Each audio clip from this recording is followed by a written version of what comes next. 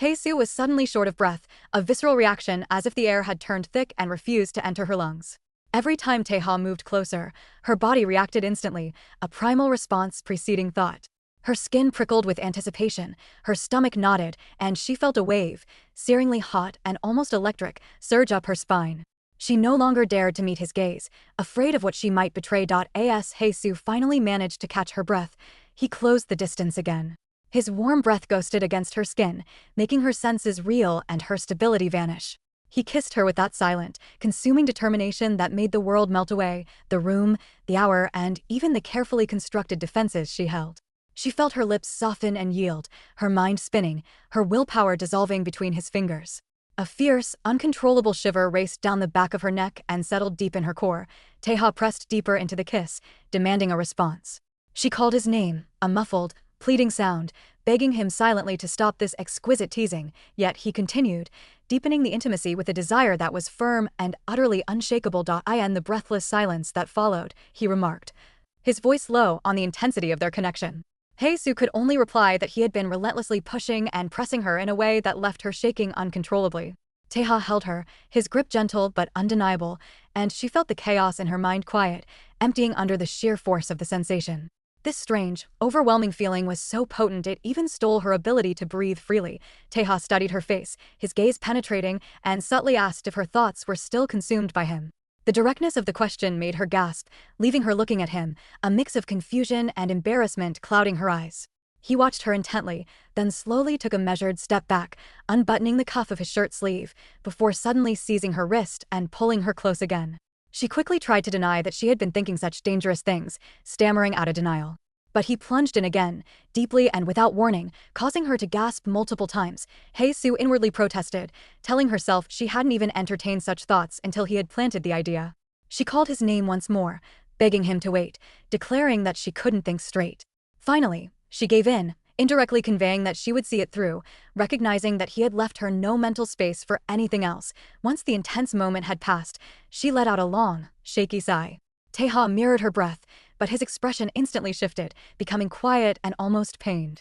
"Don't make me believe things like that again," he said softly, a genuine hurt coloring his tone. The subtle stab of pain in his voice cut through her. She raised her hand, resting her palm on his cheek, her fingers gently tracing the warmth of his skin. "I'm sorry, it's my fault," she whispered, a blush immediately rising across her face. He turned his face away, visibly too embarrassed by the intimacy of the gesture to hold her gaze. He took a decisive step back. Hae-soo frowned, confused. "Wait, I said I was wrong. Why are you?" Before she could finish, he pulled her back toward him instantly, without hesitation or conscious thought, as if it was a reflex, an undeniable truth, as if she was the one essential thing he would always want, later, in a completely different location. Tae walked with a rare, genuine smile on his face. A girl called out to him, surprised to see him looking so cheerful and relaxed. He gave a vague, distracted reply, his mind clearly elsewhere, recalling his mother's old mantra, when someone desires something, give them everything. Absolutely everything. The girl scoffed playfully, insisting he didn't look like an imposing or impressive man at all. She leaned in, whispering provocatively in his ear, suggesting he might fall deeply in love with her if he dared to treat her with even a hint of softness. Tae coldly dismissed her, putting her firmly in her place. "You're not even my type." The scene shifted back to Hae-soo. She was relaxed, lying atop Tae-ha, her breathing even and her body completely slack against his. He broke the silence, his voice a low rumble. "Are you sleeping?" "No, I'm awake," she replied. She had slept so deeply she'd lost all sense of time. The fact that she was resting against him in such a fragile, intimate state made her blush fiercely despite herself. Tae suggested breakfast. She immediately refused. "You cook weirdly," she explained, pulling a face. "Always a little too salty or too sweet, sometimes just too spicy." He laughed, a rich sound. "You have a real talent for breaking my heart. Even my wife wouldn't stop me from making a simple fried rice for her." "Stop saying that," Hae-soo murmured, her face turning scarlet again at the mention of his marriage. "You even refused to shower with me," he added with a dramatic, tragic flair.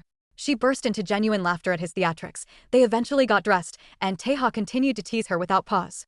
Hae-soo sighed, trying her best not to react, but her flushed cheeks betrayed her amusement and embarrassment.